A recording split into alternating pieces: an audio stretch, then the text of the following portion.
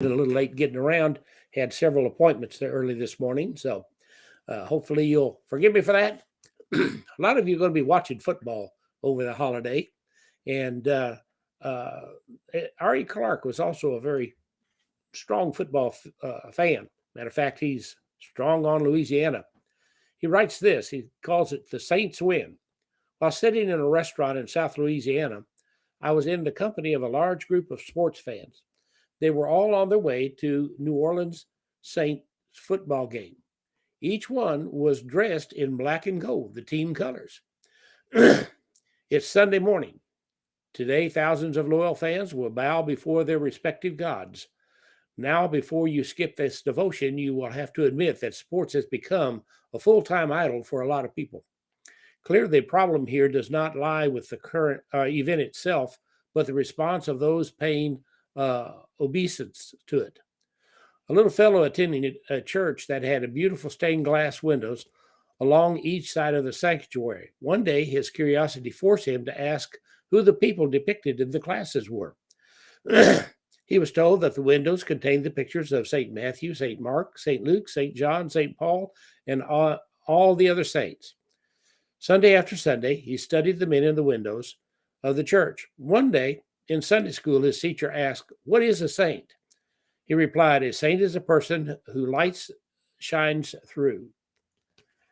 Why is it that children seem to have a better grasp of spiritual matters than we do as adults? It must be the simplicity of faith. It is through a child's eyes that the real truth of heaven's message is proclaimed. Over and over again, the Apostle Paul opened his letters by addressing the individuals of the churches to whom he was writing as saints. From the Old Testament, from the Old Testament to the New Testament, we are spoken of as saints. It is through a saint's eyes, or through the child's eyes, that the real truth of heaven's message is proclaimed. The psalmist declared, "As for the saints who are on earth, they are the excellent ones in whom all my delight."